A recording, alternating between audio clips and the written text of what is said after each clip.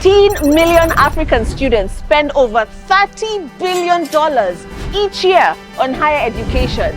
If you want to eradicate the middleman, then you need to meet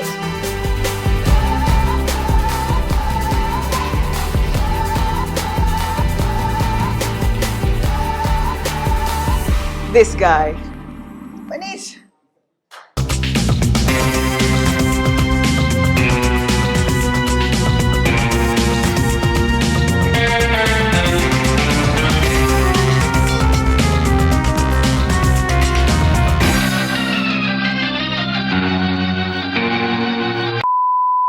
How are you, sir? All good, thank you. So good. Thank you so much for having me today.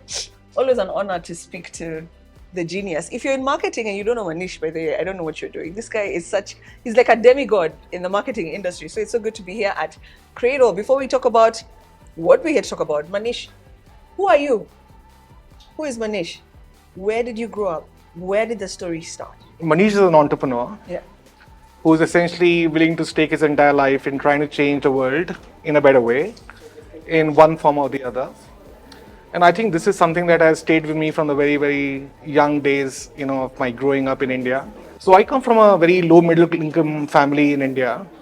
And growing up, I think, I remember we used to stay in one bedroom apartment. Like by one bedroom apartment, I mean one bedroom and that's it. The one bedroom is your living room and is everything. Wow. And your parents, your siblings. Yeah. And this was one house with 3 rooms with about 16 people in that one room with one toilet to share between everyone. So grew up in a very tough kind of low middle income kind of environment. And I think I came from a family where everyone was into education, was extremely well studied. And I think we were told very young, from our childhood that the only way out for us is education and high quality education. And my mom used to tell me that you don't want to have a life like this when you grow up, right? And the one thing that you need to do is to be very well educated. And India is a very tough environment and you really need to stand out because you have billions of people that you're competing with. So it's not just to kind of do education, but it is to become the best and to excel. And not just in education, every single thing that you're doing in life. Because if you don't, then you guys just get lost in the crowd. So I think there was, growing up in a middle income group and you're still surrounded by people who had access to money and capital, right? I mean, there was a real desire for me to kind of become something, mean something, be of any consequence. And I think my journey in entrepreneurship started very young in my childhood. So every single summer break that we will have, I would pick up one activity that I could do to earn actually money. I mean, it didn't matter what I was doing. So it was being a magician to find ways to earn money. It could be sometimes starting a library so I can rent out my own books that I had and get some money out of it. Rent out a library? Yeah, rent out on a library. I think very interesting. We started the first concept of what is today called the shared economy. And this idea was very interesting that I had my own books and I had my friends who have access to books and comics. And we always had limited of it. I mean, as a kid, you can want to do as many books as you want, as many comics as you want, but we had limited money and we had limited access to books. So I created this shared pool of books and comics from all my cousins and friends into one place. And I said, I'm going to rent these books out and comics out and we'll do a revenue share with everyone. And end of the summer break, I'm going to return all these books to you guys. So I think that journey in entrepreneurship continued and my excitement towards entrepreneurship continued. But it was always at a small scale. It was always about just making enough money to kind of have enough pocket money to buy an ice cream for myself. Really, that was the idea. But I think as I continued this journey kind of through different summer breaks, as I progressed in my academic life, I realized that I had a knack of spotting opportunities, creating ideas, also way to kind of make sort of commercially viable businesses. Yeah, even though they were very small scale businesses, but they were always something that was going on. I think those are the kind of small things that I did during my childhood that kind of led me to where I am today. That's incredible. So let's move from childhood, where you said you just needed to make some money, at least to get some pocket money or to buy yourself an ice cream or some snacks. Just buy yourself little comforts. And let's skip to your career, because you started in entrepreneurship, but then you moved to employment. And I also want to understand, because we're in Kenya, we're in Africa, how did you get here? Yeah, so I think as I told you, I came from a family where education was a very top priority for everyone. I mean, we were raised to excel in education, and by education I don't mean just academics. Yeah. It is every form of extracurricular activity. So be it debates, be it public speaking. Wow. We were asked to excel at every single thing. So there was a lot of kind of high performance, academic excellence mindset that we kind of grew up with, and I had, a lot of teachers in my household. My uncles, my aunts are all teachers, so I had like a lot of this education environment around me. And I did well in my education. I was usually kind of like number one in my class in education, and then this was also a time when I was graduating out of high school, and then you had to make a decision as to what do you want to study, and I came from a family of economists, so economics was kind of like a decision which was already made subconsciously. No one kind of forced you to become an economist, but when you see conversations around you all the time on economics as a subject. My sister went to the US to do her PhD in economics. So I mean, that was the level of education that we were talking about. So, I mean, I just enrolled into an undergraduate program in economics in a university in India, and then Delhi University, and then did really well in my education there as well. And then after that, I was thinking to myself, and I went to my parents, said, you wanted me to get a degree. I have a degree. It's a very fine degree from a top college in a top course. What do I do next? And it was not even a conversation. It was very simple. Like, now do your master's. After you do your master's, maybe do your PhD, go into civil services. And this was a path which is kind of almost already designed for you.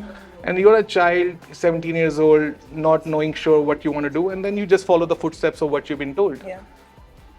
So I remember my mother actually filled up my form for a college called Delhi School of Economics, which is a highly competitive economics college in India. And I went into the college. 70,000 students applied for that college that year for 70 seats. Wow. I was fortunate 70,000 students for 70 seats, yeah. So I was fortunate to make the cut, and then I went to the university, started studying. I was pretty, economics kind of as an education, as a subject came naturally to me. But I think at some point I had this epiphany that, is this the path that I want to choose for myself?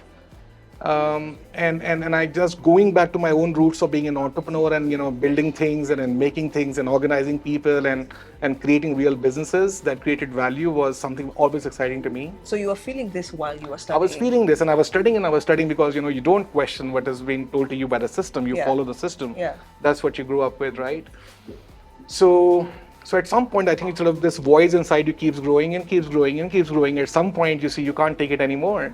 And it was not because I was struggling with education, it was just something that I just didn't see myself doing for the rest of my life. And the more interactions that I had with my own classmates in the college, the more I was becoming sure that this is not my path. Wow. Because you were being trained to be an employee in the system. Yeah. My gosh. So at some point, I remember that day very clearly. It was actually my first term exams. And it was my first exam in that first term exams. And I was sitting with the answer paper in front of me, and then I knew the answers, but something in me said, this is it, and I can't do this anymore. Like exams after exams after exams for the rest of my life, that's not my life. So I took that empty sheet of paper and went to the teacher and I said, look, I'm done, I quit. That's it, that's all I said. There was pin drop silence in the class because you don't quit from this college, because this is a college where 70,000 seats. Yeah, wait, 70,000 applied and only 70 got in, and you quit during your first exam. Yeah, this is also the college where our prime ministers, our finance ministers, Nobel Prize winners have come from this college. So this is like the most elite college in India for economics. So you didn't have a plan? I had no plan. Because we're taught, especially when we're going into business, we're taught that 75% of businesses have a very high chance of failing. So you're always encouraged to have a plan. But I love to speak to entrepreneurs who trusted their crazy and the voice inside, and then they set a path. There's a very interesting saying that most of the dreams fail while you're planning for those dreams.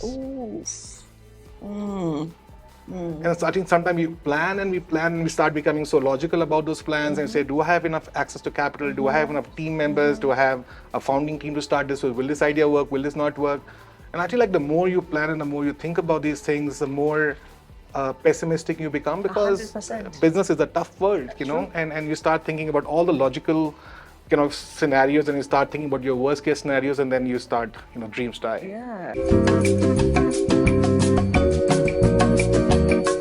Why did the tailor go to medical school? I don't know. I don't know. They wanted to mend broken hearts. So anyway, so you quit? So I quit, and I walked out, and I told everyone that I've quit, and everyone was just like, what did your folks say? I mean, I think they just went into some silence of some sort, and there was no conversation for a few days, and I was like, okay, so now what you gonna do? I said, look, I have no idea. So I started, I tried my hand in a few businesses. I had this one business that I started with some guys in college back in the days. That didn't work out. Yeah. It failed miserably. I had in fact borrowed money from my father for that business, and I could not even return the money back to him. And considering that my father didn't have access to a lot of money, he gave me a lot of his savings. It was really heartbreaking for me. So that time was like a dark phase in my life. So I just went into silence, and I stayed home for 1 year, just lying on the couch watching TV, doing nothing. Wow. And it was so, and I essentially got disconnected from the rest of the world because all my classmates were now doing well in life. They were graduating out of college. They were getting into their masters or their PhDs. They were getting into jobs, and I was nowhere. They were living what the system deems as success. As success, and from that, as you rightly said, from the definition of success from the world's perspective, I was extremely unsuccessful. I was a failure. And here was a child who was always excelling, had a bright future ahead of him, and like sitting in a home and doing nothing. Imagine. Failure. Complete failure, yeah. According to society. Yeah. But I think there's something that I learned and remember during that time, which was the darkest phase of my life, is that and this holds for me true till today, that I don't go with plan Bs and anything. Like the moment you go with a plan B, you are expecting your plan A could fail, and the moment your plan A fails, then you back down and you go to your plan B. And one thing that as life has taught me about entrepreneurship and building businesses is resilience and perseverance. If you always give yourself an option of plan B, then you always have an option of walking out of plan A the moment a difficult situation comes in. And I think the journey of entrepreneurship, and I think if you look at the autobiographies of the most successful entrepreneurs, they all came very close to the point of bankruptcies, closing the businesses down, is something that needs to keep you going at that time. And the moment you have a plan B, you're not willing to go through that pain. So long story short, I picked myself again, I had to get back into doing something. So I decided to do an MBA, because MBA I thought was a course that will give me the kind of skills that I needed to build real businesses. So I picked the course that I thought was going to be right for me, but to enable the path that I've chosen for myself. Okay. So it was not just education for the sake of education, exactly. Right? Or to replace what I had lost in education. Yeah. So I finished my MBA, and in India you have like this thing called campus placement days. Mm-hmm. So campus placement days are where organizations or corporates come to your campus, and then they hire you from there. They interview and they hire you. And there's something called day zero. The day zero is the first day of campus placements, where organizations come to hire people. And then of course that process goes on for weeks. Multiple companies come. And the first company that came to our office was a company called FCB, which is a global large advertising group. Yeah. And everyone, because it was the first company on campus, every student applied for that job. I think 170 students applied for that job. They selected 2 people. I just happened to be one of them. Of course. It was not my path. Advertising was not my path. And I think we had a rule that once you get a job offer from one company, you can't sit in for other jobs. Yeah. So if you knew, or if you thought advertising wasn't your path, why did you apply for the job? Because just everyone was applying. It's the first company on campus. Yeah. Like what are the chances out of 170 students, like they're selecting 2, you're going to make the cut? But you have a winning streak, clearly. Yeah. Did you find out from the company why they selected you out of the 170? I think they selected me because of my entrepreneurship and my stories from the background. I think that was the only reason, that because of course I didn't have any background in advertising. Yeah. So anyway, so I spent about 2-3 years in the world of advertising, and I did well for myself. I became the head of strategy for top brands in India. I was doing well, but again, it's like, Manish, this is not why you started your journey. I mean, you quit that education so you can be an entrepreneur. You learned and you did an MBA course so you can be a better entrepreneur. Yeah. And not make the same mistakes you made last time. Yeah. It was fun. Advertising can be fun. It's a lot of young people, creative ideas. But I think everything that you do in life teaches you something or the other. But I think I built a lot of my ideas around marketing and creativity, which is so applicable today. Yeah. And I think one of the things that I feel lucky about is because I've done so many different kinds of jobs and different kinds of roles. I have picked so much knowledge from different fields, because tomorrow when you have to be a CEO of an organization, you are leading departments in finance and marketing, in technology. I think just having hands-on experience with all of those departments today, I feel makes me a better CEO than most people. So I quit my job in advertising, and then I joined a tech startup, and I think that was really it. I think that was the inflection part of my life. I mean, that was the year, I think, 2006, 2007, around that time. And I think that was a time when Amazon was becoming a big thing. Entrepreneurship in India was becoming a big thing. There was a guy called Sameer Bhatia, this is the guy who invented Hotmail. People today might not know Hotmail, but Hotmail was our first sort of personal email platform, which was huge and I huge. remember Hotmail. Yeah, Yeah. we are from those days. No, wait. Not you, me. You, not we. Yeah. So Sameer Bhatia in India had just sold Hotmail to Microsoft for $400 million. So like, this thing is real. So by happen chance, one of my very close friends, I remember I told you there were two people who got this job. Yeah. So one of the people who got this job, was a very close friend of mine called Neha, and her husband, Yeah. along with some other software engineers, had started a company called Priti in India, which was an education technology startup. So I reached out to her saying, like, can I get a job here? I don't care about the money, but I want to be in the technology ecosystem. And these were one of the most brilliant people I've ever had a chance to work with in my life. I mean, they were doing real things, really real things to kind of change the landscape of how education, is working in India.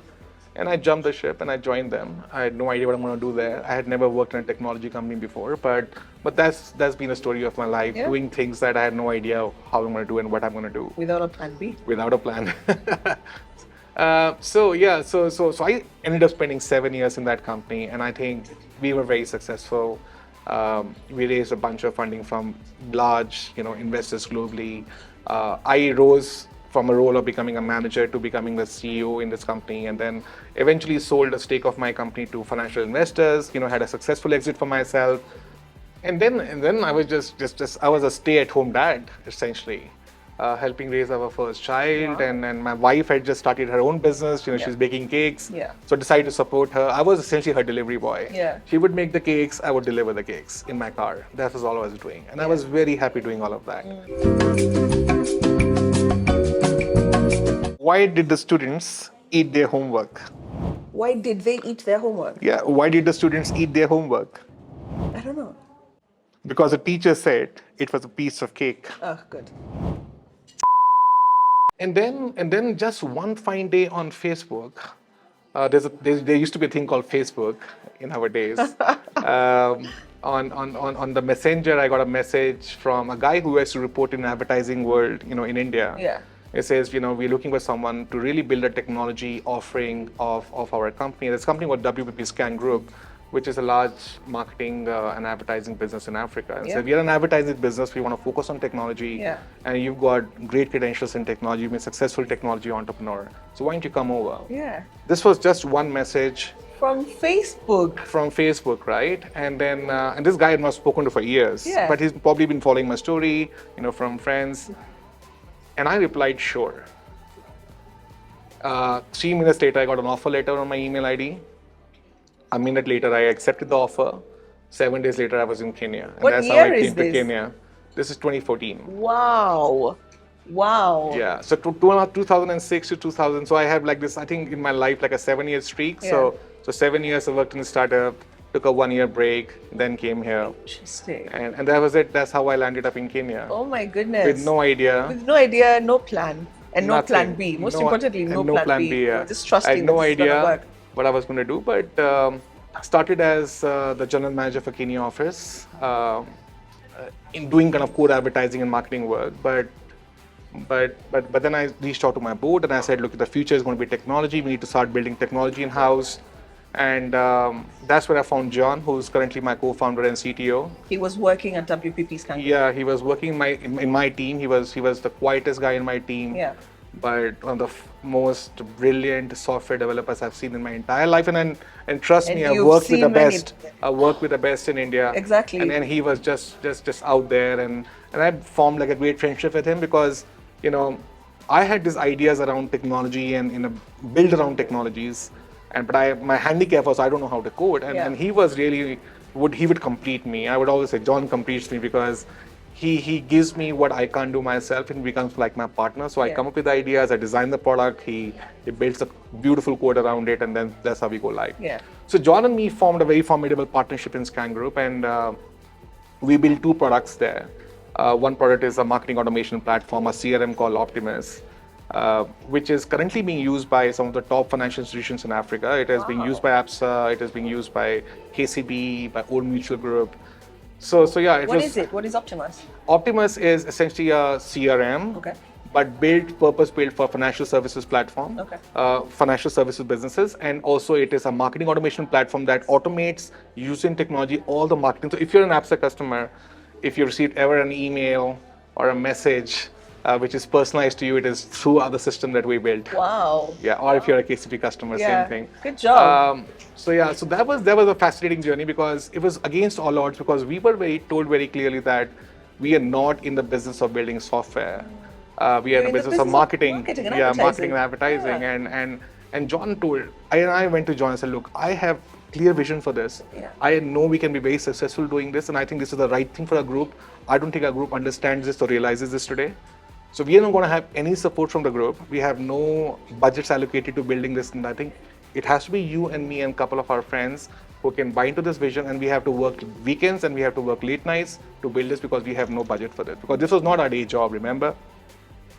So yeah, so John is my true partner in crime, and we worked really hard weekends and overnights, and we built this product. And then I was trying to kind of demonstrate the power of this product to everyone, but no one's really getting it, right? Sometimes you have this idea that only you know the true vision for this, and no one really understands. Yeah. Yeah. Spent 6 months in Johannesburg, during 2018, and they gave us $1 million contract Wow. in one go. Shut up. And that's when No, we knew that shut we had up. something real. Yeah. Are you kidding? Yeah, the first product, and we were competing against the top software companies in the world, and to have this built in-house and to kind of get like a massive contract of that magnitude was a huge win for us. That's yeah.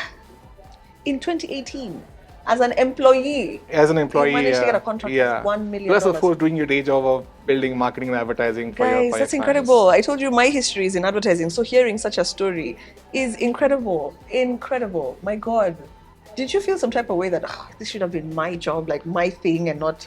Yeah, so I think like one thing I've always had is like I have massive sense of loyalty towards organizations that I work with. Yeah. So I was like, as long as you're paying my salaries and you're paying my bills and you're giving me a comfortable life here, everything Yeah. I do belongs to you. Yeah. But I had a kind of like an understanding that I will be given some equity into this business that I've founded. Yeah. And I think that was more like a in-person understanding rather than Yeah. anything documented. Yeah. But I work with loyalty and trust, and you hope things to kind of work out, and they don't work out. I mean, it was still, you see, the thing with entrepreneurship is that we are not really bothered about money that we're going to make. We're not bothered about the outcomes. The process of building something and solving problems is the fun in itself. The fun is not making the money. The fun is the process in itself. It was amazing for our clients. It gave a new dimension to WPP Scan Group. And I think I was just really excited about that. And that's really just a really great part of your story as well, Manish. I Yeah. think, I mean, just sitting here and listening to this, we've never had this discussion, so I'm so fascinated. And one thing I've noted about you is everyone can have that voice, but you listen and then you execute. Yeah. So a lot of entrepreneurs fail because they have the voice, but they don't listen. They listen to other voices from the outside. They don't follow what Absolutely. the voice on the inside Or says. they overplan. Or they overplan, as you Or they said. overthink, yeah. I think that's incredible. Aha, from Optimus, guys. I feel like I'm reading a book, but the book is here. This is like one of the best stories I've ever had. Thank you. So from we've gotten the $1 million contract. We're in WPP Scan Group. I'm sure this bug that keeps biting you, where you think I don't belong, I want to do something more, bit you. Yeah. Tell me about that. Yeah, it bit me again, and it bit me when my wife came to me and she said that you're building all this massive software for, billion-dollar organizations. What about small businesses like me? What are you doing for us? We can't afford to have something like Optimus, So I was like, okay, I'm going to build an Optimus version for you. Yeah. So I named this project Optimus Mini. It was called Optimus Mini. So again, I went to my partner in crime, John, said, look, Optimus is on its way now, growth way. We have multiple clients, we are making a lot of money, but it's not exciting because it's doing something for very large organizations. How are we truly changing the world and make it a better place? And I told her about the problem that my wife is facing. She's a small business running, a bakery out of home. And then we look around, I think like in East Africa, in Africa overall, you have like this massive population of hustlers doing small businesses, selling shoes and dresses from the boots of their cars. Our receptionist in our office used to sell lighters. It's like small businesses doing small hustles, but they kind of stay where they are and they truly don't really expand. And I think like that's now a mission which is exciting, and this is something that we should build software for. So this project, Optimus Mini, eventually transformed into a product called Gobi. It's called GOBY. Very interesting, the name Gobi. So Gobi is the smallest fish in the world. Okay. So the idea was for the small fish to fight against the big fish. Yeah. And we built Gobi to be a e-commerce as a service platform where small businesses can add their pictures and product prices, and the entire platform creates an e-commerce platform for them, integrated with the payment gateways, integrated with logistics and delivery services. There's nothing they have to do. They just have to upload the product, start getting orders Perfect. online. Make it easier for them. So that became a hugely successful product. It became so successful, in fact, that some of our large clients like Diageo, like AB and Bev, reached out to us saying, can you build this product for us? So you built Gobi still as an employee at Still WPP as an employee, Group. still as an Still a employee. nice, diligent employee. I like Yeah, it. yeah. You know, while they were my products, they never felt mine in some ways at some point, because there are decisions you want to make, there are investments you want to make in really scaling these businesses. And then I was not getting access to some of those things that we really wanted, because now these things require global approvals and then the bureaucracy sets in. I was in calls with the WPP leadership worldwide, and it was like calls after calls after calls after calls. It's like, I was like, I can see this thing dying, you know, or not really growing to the point where I wanted to grow. Yeah. So that's the day I walked into my house. It was actually COVID 2020, 2021? 2020. And I came. It was the month of November. I came home, and I said, "Look, I'm done." Wow. I decided to quit, and I was very clear that I'm going to build something from Africa that's going to become a global business. Come on. That's it. Come on. It was not going to be an easy process for me. I mean, there was a period of 3 to 4 months where I think, every single day was a negotiation for me to kind of stay back. Yeah. And you know, typical standard stuff: a blank piece of paper put in front of your eyes, and then say, "Write your Just number." write your number. I don't like when people say write your number. Yeah. I don't have a number. Yeah. Oh. Oh. I mean, my vision doesn't have a number. Oh. You know, my soul doesn't have a number. You Sheesh. can't buy me on a number. No. So like, the more you tell me this, that we can buy you at a number, the more angry I get, and the more I want to leave. My gosh. No, I'm dying inside. I'm really enjoying this conversation. My gosh. You're like a well of wisdom. What the heck? So no idea what I'm going to do. Yeah. I knew it's going to be technology. It's going to be, you know, it's transformative. It has to be meaning something. It has to kind of like shape human life for better in one form or the other. It has to fix a system. It has to create a better world order. I think that's all I knew. And I remember that day, it was COVID, so we were at home. We had really nothing much to do. And I was on Google trying to search for ideas. I felt stupid at that time. Yeah. But Do then, you you have any know, feelings of fear? Like, oh, oh God, yeah, what if yeah, it doesn't massive, work out? Because massive. now you're in Africa. So I think the fear. I think the fear was that, what if it doesn't work out? Because remember, long time ago in India, I quit my education to start a company that didn't work out. And so I was like, am I doing the same thing? You know, and now, you know, I was not a young boy all alone to myself. I had a wife, I had 2 kids. I mean, I had responsibilities. And then my wife said, why don't you go back to education? I mean, you've enjoyed education. You know, I don't know if you know, but I'm also the youngest published author of economics textbook in India. I didn't know this. Yeah. Sorry. Yeah. Another achievement. So I started researching on education and, you know, what are the different opportunities, and I looked at multiple things, and then I kind of came out with this idea of Cradle. And Cradle was an interesting name, and I remember that we were thinking about our domain name, and then it's like, okay, what is the name of this company? Yeah. And Cradle seemed nice because Cradle is this place where you keep a child Yeah. and nourish them as they grow up into their, you know, adulthood. Yeah. And Cradle seemed like a great name for what I wanted to do. Yeah. And I think, like, if you look around them, you know, yourself, I mean, 80% of professionals end up in careers that have nothing to do with education. 100%. And there's such a big gap between understanding of the role that education plays in shaping your careers, because education is an investment. It's an expensive investment. So there's no real conversation on how do you link education to career goals. And the same was my own story as well. So came up with this idea of Cradle. First thing I did was go to John, say, John, listen, I have got this idea. Of course, John knew that I've quit. And I told John, Had you left John at Scandal? yeah, I left him. But before I left, I said, look, John, I'm going to quit tomorrow. But I want you to be the first one to know I'm quitting. Yeah. Even before my own family knows I'm quitting. I want to only ask you one thing. If I quit, will you join me? Yeah. He says, Manish, I'm going to follow you wherever you go. Lovely. I'm going to be with you for the rest of your life. I love okay? I believe in you. I believe in your ideas. We've already seen commercial success. Yeah, he trusted me so much. It was overwhelming. And yeah, so John said, look, you carry on. Once you figure it out, I'm going to join. And then John quit me. John quit his job in Scan Group and joined me a couple of months later. And I said, John, look, I don't have a business plan. I don't have investments. I have got nothing. You I have a have this vision. idea and I Yep. have a vision. Yeah. And I think it can work. And this is so I convinced him how this is going to work. Yeah. He said, sure. I love it. Why was the computer cold? Why was the computer Cold. cold? Yeah. It left its windows open. You.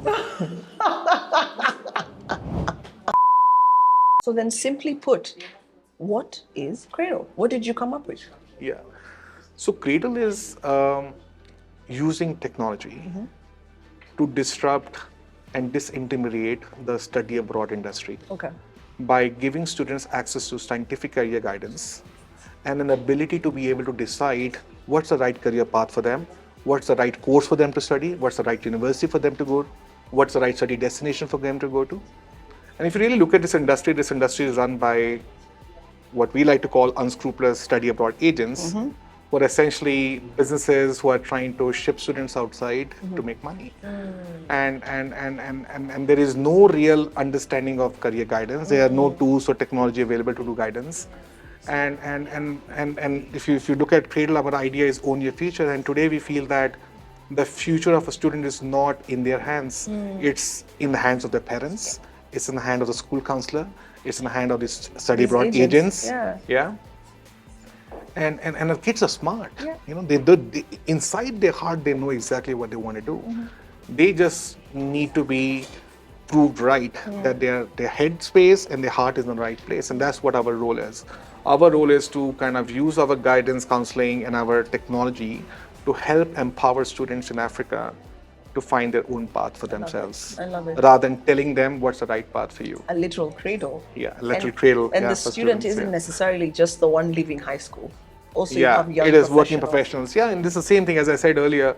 I mean, 80% professionals are in workplaces which have nothing to do with the study. But also, if you talk to working professionals, most of them are unsatisfied in their jobs. They're doing things. It does pay the bill.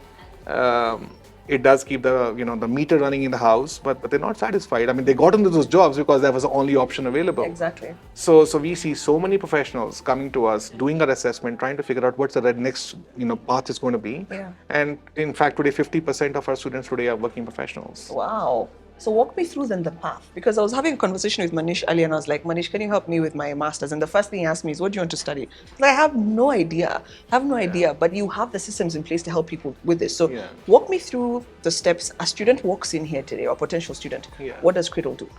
Yeah, so I think the first step is really to understand not even what you want to study, is what is the kind of career you want to build for yourself? What's the kind of life you want to build for yourself? What are you really passionate about? Our conversation really starts with our career match assessment, which is a psychometric assessment, which is essentially helping students look at their personality, their aptitudes, their career motivators, and their value systems to really figure out what's the right path for them. So once you do the assessment gives you recommendations on your ideal career paths. And then you start having conversation with students at the back of the assessment.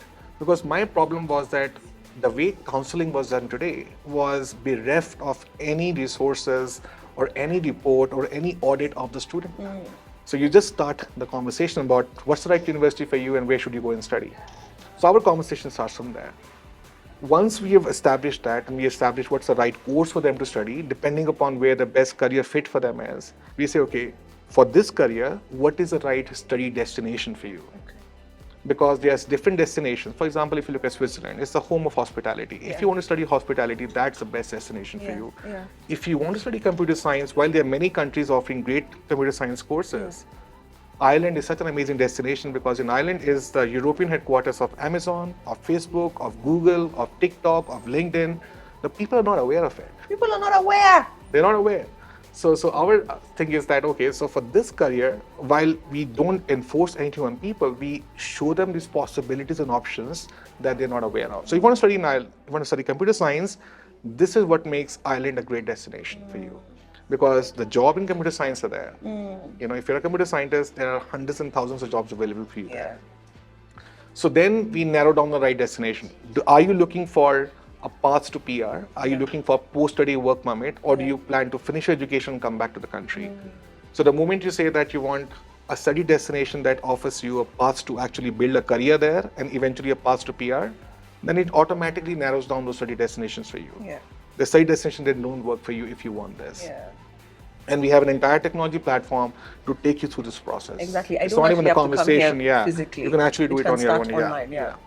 So once you do that, then we say, okay, now these are the right destinations for you. Now we say, okay, in these destinations, for this particular course, let's say architecture, these are all the courses and all the universities that we have on our platform. Yeah. Now you can read about the universities, you can watch their videos, you can talk to our students who are already in those universities and actually get a feel for them.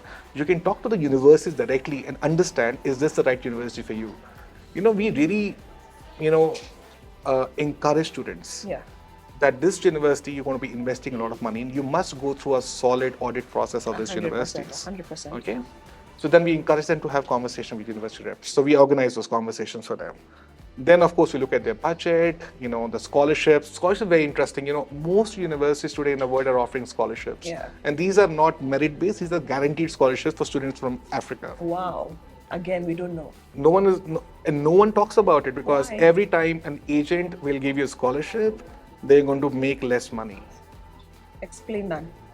So essentially, how this business makes money is that we get a certain commission from the universities. So now let's give you a small example. So let's say the first year tuition fees is $10,000. So university will give us, let's say, 10% of that. Okay. $1,000. Okay. Now, if I give you a 50% scholarship, now your net fees is $5,000, which means the agent who would have made $1,000 commission would now make $500 commission. In fact, most people will tell you upfront that don't come to us for scholarships. And we encourage scholarships. In fact, on our website, we have an entire platform which is just focused on scholarship. So that's really our process. And then once the student kind of is ready to apply, we help them in the application process. And then once they get the offer letter from the university, we help them in the visa process. Everything. Then we help them find accommodation, the travel arrangements, and then we stay in touch with the students even after they've reached the university. In fact, we have created WhatsApp group of students who are looking to go to universities, and the students that we have placed in those universities abroad. So our new students, exactly, is the alumni that they can be in touch with all the time. Why did the student bring a map to study abroad? Why did the student bring a map to study abroad? To see where his career was going. No, it is to navigate through the foreign concepts. These are so bad. Where did these come from? Manish, you see, the issue also with unscrupulous agents is that the people who speak to these students is a human being like you and I. What prevents your counselors from becoming like those other agents? Okay, to act like them or to start their own companies? Not even starting their own companies. To become like them, To become like them and to, what makes your people give the right information to? So I think one is that we built a system in a way that there is no option for them to do this. So for example, today on my platform, we have all the courses and scholarships already there. So even if our counselor wanted, they cannot avoid because the information is completely online. It's transparent. You don't even have to log into the platform to access information. You can go to Cradle.com today and get information on all the universities and all the courses and all the scholarships are completely online.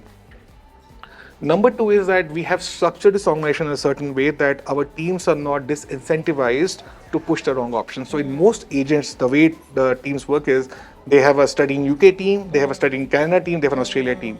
So if you happen to go to someone who's in a Canada team, even though UK or Australia might be the best option for you, their incentive is to, they have, because their targets is to push you in Canada, because their personal target is Canada. So our teams are trained across all destinations, across all universities.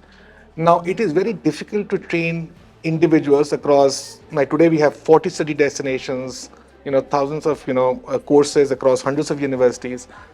The reason they have to structure their organization like that is because it's impossible to humanly train every individual in your counseling team across all destinations. So their thinking is, I'm going to create expertise in Canada, Australia. So we resolve that problem by our technology. So my counselors don't need that complicated training process because my counselors can use our system and algorithms to figure out the best option for the student without having to really train and understand, because all the information that our counselors need to give to our students is completely accessible online. I mean, this mission is so well ingrained in their heads that there is no incentive for them to push students to a path which is not right for them. I like it. And your model is working because I know you've raised a couple of $1 million in your seed funding. Yeah. Could you just tell me about that? And also tell me about growth, because you're growing pretty quickly. Manish, we're sitting in the, is this the HQ? We're sitting in the Kenya office, Yeah, but this is I know HQ. you've also opened other offices that I'd love you to tell the movers about. So talk to me about your growth. Yeah. Yeah, so we essentially started in 2021. Yeah. May is when our platform actually went live. Yeah. So the first 1 year from 2021 to 2022 was just focused on building the product. Remember when we started, we had no universities with us, and without universities, you can't service your students Exactly. well. So the first 1 year really went into building our product, building our proposition, really refining how this entire operating business model works, because neither Shane, who's my third co-founder, and John or myself had any background on higher education industry, right? This is an industry that we're trying to figure out on our own. Yeah. So a lot of the first year just went into building the product, the proposition, the university partnerships, and really understanding how the operations of this business works. In that time, we raised about $1 million. Our first raise was $1 million of funding, and that included investors, from the Silicon Valley, it included investors from Europe, from Africa, some big companies in Kenya.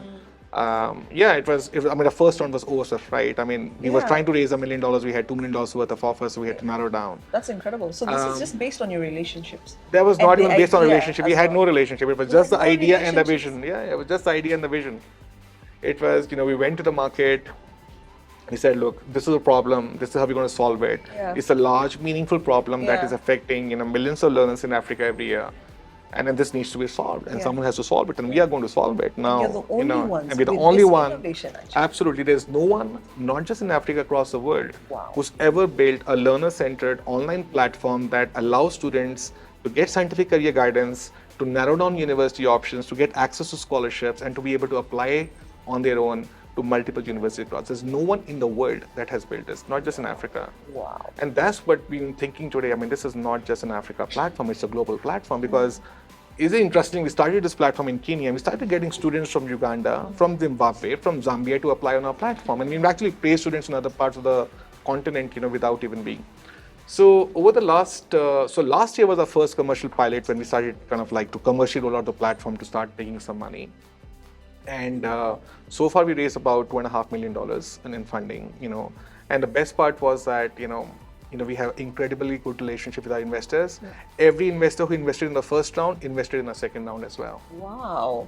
Which is a show of faith. Exactly. And right now we're raising a third round, and we still a lot of investors from our first and second round, the same investors are also investing in the next round, and they continue to support us and our idea and our growth and our vision. That's incredible. So we started with Kenya, then we then we went to Nigeria, which is a massive market and a huge opportunity. Yeah.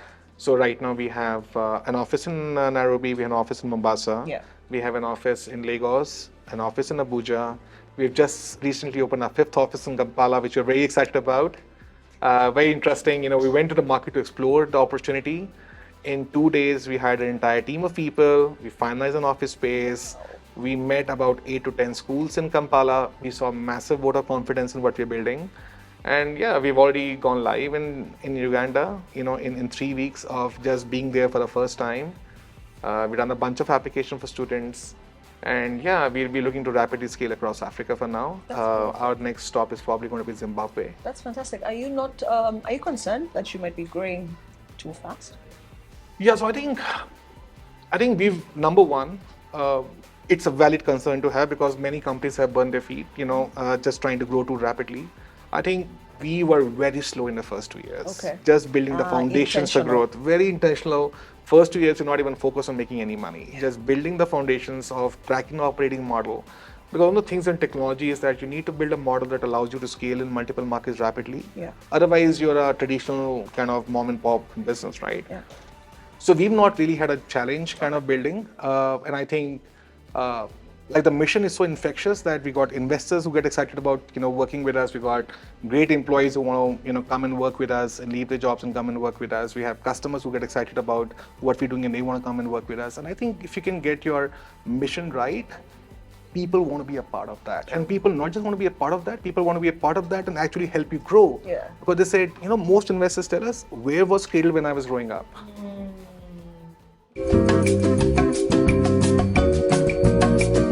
Why did the entrepreneur become a magician? To buy himself an ice cream. That's the true answer. That's true, actually, yeah, because Manish was a magician. To make the competition disappear. And that's exactly Wow. what Cradle is doing. You are That's such a good eradicating question. competition. Yay! So, what's next? So you said you're going to Zimbabwe. That's in the immediate future. Where do you see this company 3, 5, 10 years from now? I think, what keeps me up at night is that in the last 1 hour that I spent talking to you, there are hundreds and thousands of students across the world who are currently making decisions on their courses or the universities without the kind of guidance that we are sure is important for them to make the right decisions. And as we speak right now in the last 1 hour, thousands of students probably made the wrong decisions. As we spend this time. It keeps me really, really restless. And we want to spread this mission. We want to expand as fast as possible, as rapidly as possible, given the constraint of resources that, of course, we have access to and the capital that we have access to. So in the near-term future, it is our idea to rapidly expand across Africa. So we are in East Africa right now. We are in West Africa now. We are going to Southern Africa. Yeah. At some point, we will be in the north part of Africa as well. Yeah. But I was in India recently, and I met of my old friends, from the EdTech space. And I showed them what we are building with Cradle, and they said, guys, listen, you need to launch this in India. There's nothing like this in India. And then I met a few schools, like we do, just to do a recce. I met a couple of employees of other study abroad agencies, and I shared my ideas and platform with them. And everyone told us the same thing. Yeah. You guys need to be in India today. Yeah. Just to give you context, the size of the study abroad population in India is more than entire Africa. Wow. So that's a huge opportunity. So India is getting us very excited. Yeah. And then there are markets in other parts of Southeast Asia. Yeah. There's markets in Southern America, Brazil, Colombo. Yeah. Great opportunities. Yeah. So we want to build a company out of Africa for the world. And I think this is one point I could not prove in my previous organization, that you can truly build an Africa business that can scale globally. And I want to prove everyone wrong. Oh my gosh.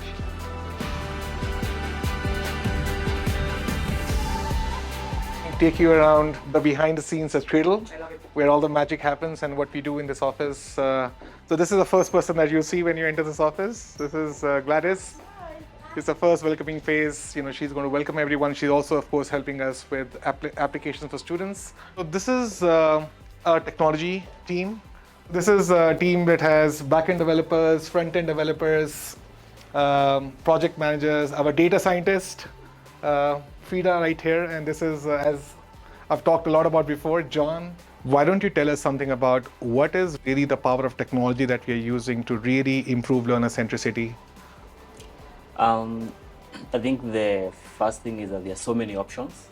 So I think we did some math recently. It was about the permutations were about 14 billion permutations for you to arrive at a course. So if you want to take a course in a particular field, in a particular country, at a particular budget, for a particular length of time, then there are about 14 billion options based on some data we did recently. So that's why we need technology to be able to answer the question of which course should I do, and you need it in a few seconds. We're going to take you to our counseling team, which is really the heart and soul of the entire Cradle process. So please come. Brains than heart. I like it. So this is our entire counseling team, which is based in Nairobi, helping students in Nairobi and thereabouts to figure out the right university and the courses for them. And I would like you to meet Rhoda, who is heading our counseling team. Yeah, here's Rhoda. So Rhoda is the one essentially is leading the team where we are really transforming the way we do counseling to eventually help us transform the careers of the students that we work with. So Roy, tell us, you've seen a lot in this industry so far. What do we do that is so different? I would say everything. However, of course, the most important thing is the end-to-end goal from the start, understanding the student. And it's not just walking in here and giving you options. It's basically going through every step of the journey with the student. We're talking about what are the students' interests, what are their personality, what is their motivators, and of course, what is their aptitude. So all that, and then of course, using our platform, amazing platform that we have as well, with a team of counselors that we have all through here, we are able to assist a student through the journey from application all the way to enrollment. Ivy, as you've probably already met, this is Shane, my co-founder and our CFO. I seeked his help to advise me on how to set up and build Cradle, given his vast experience, in the financial industry and the investment industry. And then we became great friends, and at some point he decided to quit his job and start Cradle. We have other team members in Cradle's organization, people who work relentlessly behind the scenes to make the magic of Cradle happen. This here is Laura from our high schools team.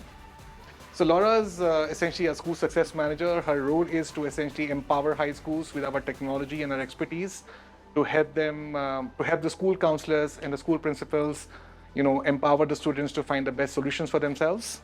So Laura, over to you. What is it that you're doing, with high schools? Maybe give them a little perspective. So we've partnered with more than 100 high schools, both in Kenya and Nigeria, and we're expanding also to Uganda and hopefully to the rest of East Africa. What we do is we go into the schools and we give them career talks, both 844 and international schools, because what we realized is more than 80% of the students really don't have an idea of what they want to do in future. They don't know the career they want to walk into. They don't know the university that would best suit them or the different study destinations. So we offer them the platform, Cradle Premium platform, and it has a lot of tools and resources that help to guide the students as well as the career guidance teachers at the schools, right? So for the students, we give them the option of doing the career match assessment, which is a psychometric assessment. And after they're done with it, it gives them top 3 ideal careers for them. And one of the things that I am personally very excited about is to really helping students see the opportunity for them to truly own their future and actually help them build their own businesses. And with that idea in mind, we launched Cradle Cup, which is, think of this Shark Tank for Africa. It is for only high school students. It is Kenya's largest inter-school business pitch competition. Cradle Cup happened last year. In fact, Ivy was one of our esteemed judges in the competition. And we had hundreds of students across many schools across the country participating with the Cradle Cup. And we had the show actually on KTN. This year we have Cradle Cup 2024 running. And registrations are closing by the end of this month. So if you're part of the high school listening to this conversation, if you're not registered, please do register, for the competition. And Ivy, look forward to hosting you back as a judge on the competition. Next up, I want you to meet Ebba. Ebba is a fascinating person. She's got a really interesting story. She's one of the very few students who started, her high school abroad in Sweden, actually, and came to Kenya to do her university. She studied at the USIU. Yeah. Ivy, just like you, USIU. Hey, alumni. And ever since she came to Kenya, she fell in love and she decided to build her career here. And we were lucky to find her sometime last year, was it? Yeah. So Ebba is responsible for our university partnerships team, and her role is to essentially have Cradle tie up with multiple universities across the world. So today I told you we have 400 direct university partnerships.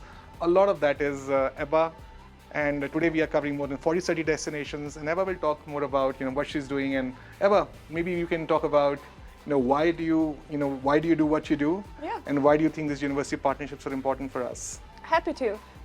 So like you mentioned, I'm the University Partnership Manager, so my job is to find the right universities for us to partner with, make sure that we generate value for them, but most importantly, that we also extract the value that they have to offer and communicate this to our students. And even if we already have more than 400 universities, if we want to be the most learner-centric platform, we have to have options. when a student comes to us, it is so crucial that we have that one fit, that one specific university that is a fit for that learner. I can't begin to tell you how much I enjoyed sitting with Manish. Sitting with Manish has made me change how I do a day with a mover because we could not cut his story. So we've shared the full thing for your enjoyment and for purposes of your learning. If you want to study abroad, cut the middleman. Find Cradle. I'm going to leave the website in the description, and I'm also just going to put a description at the bottom of the screen. Find Cradle, let them cradle you in their arms and take you on a journey towards you finding your path in life. Manish, you were fantastic. It's so good to be part of this team because I consider myself part of this team. It's so good to be part of this team. I think what you're doing is absolutely incredible genius and you're impacting lives. Africa to the world. Bye. Cradle!